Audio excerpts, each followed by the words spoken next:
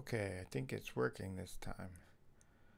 So I will say good morning, welcome. Let me get off of that screen because that's confusing.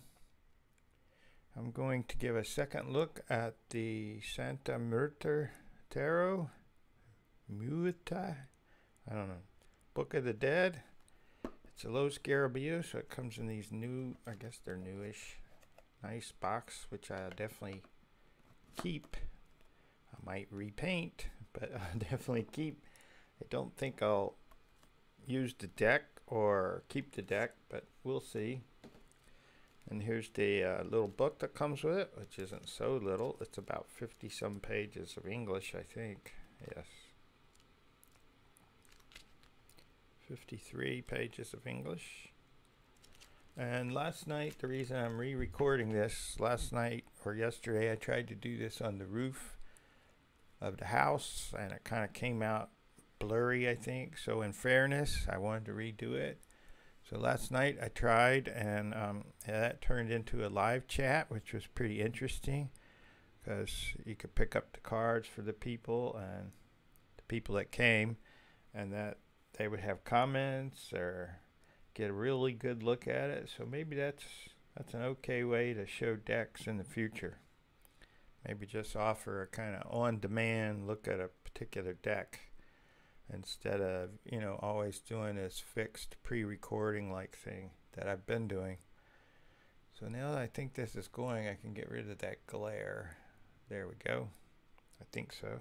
Comes with this extra card. This is the entire thing, I believe, is by Fabio Lestrani. Well, not the printing process probably, but that's what the back of the cards look like. Right side up, upside down, so they're pretty much the same. I'll keep that over here where it can be seen. Here is the Fool card, which I don't think we spent a lot of time on, but you can see the little moth. I guess it's a moth. I think the book says chrysalis. That gets repeated in some of these. So that's the Fool card out here to the side. We spent quite a bit of time on the Magician, looking at it, because there's a hand with an eye down there, if that shows up. The word W-I-L-L, will. We're thinking free will over here. And he's got this, sombrero, big hat, whatever, with lots of candle lights on it. You can see a sword, a cup floating. He's holding a wand. And then there's coins down there on the table.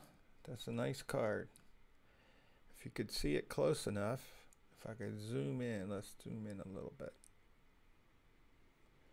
You can see behind his head, just like the glass for some bar or something like that. Except we're on the inside looking out. You can see two bottles behind him.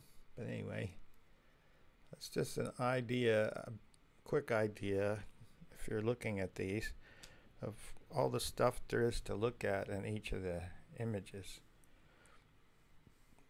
So let's bring in the rest of the major arcana, the trumps, so you can see all those, hopefully. Here comes the last 7. That was the first 14, 15. I do like this card. That's a nice card. If you look close, we looked at this one pretty closely. It looks like she, I think, has her hand on a rock for balance. And then her other hand seems to have touched the water and caused a ripple. But if you look close, there's like a reflection or something looking back, which is, of course, a skeleton given this deck.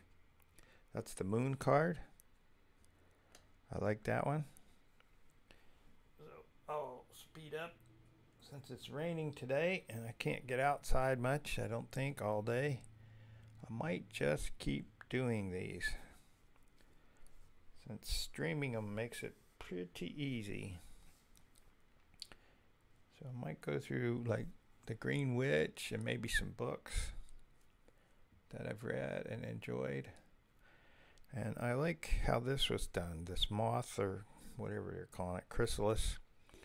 If you notice in each one of them, I'll use something to point instead of grabbing it. Right here, in this case, for this moth, that's a rib cage. You can see that. Can I zoom in on that? I don't think so. Not easily. Oh, there's a little bit. But there, ribs. And in each one of the suits, the moth has got something different going on. So let me zoom back out. These are well done. I do admire the art. I'm just not sure it'd be something that I would work with, or use rather. I don't really work anymore. That would be the wrong way to say it, sorry. More like play is more like it. And if you're blessed enough to be able to play most of the time, I think you should do that. Let's look at this moth. I'll call them moths. I don't know what to call them. There's two different kinds of zooms. This looks like it's the, metatarsals, the tarsals, the feet. That's what I'm guessing. Here it's, the lower pair of wings are skeleton parts. Let's zoom back out and bring in the next one, which is kind of the gorgeous one, actually. It's the wands. What we were just looking at was, in case I didn't say it, what we were just looking at was the pentacles.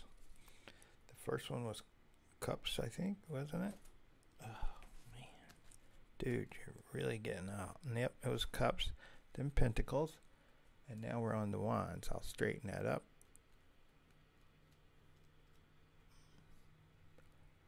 And I do like this card, I must say. There's not a lot going on there, I don't think, unless I haven't looked closely enough. But that's pretty nice.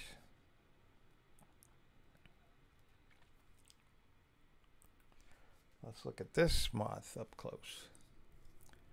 I'll say moth. And that looks like the lower pair of wings is like someone's hip bones. I don't know that you call those exactly the ischial tuberosity, but I can't remember what it's called. I just remember that term was the butt bone. The ischial tuberosity. So that's the wands. Here's the last one, which is the swords.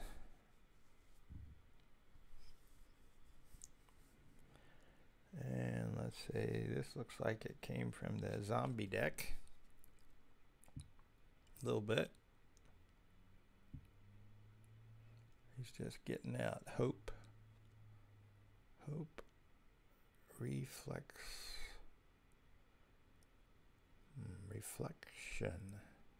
I guess that's kind of spelled wrong. Or one of the alternate spellings, perhaps. Just waking up, it looks like.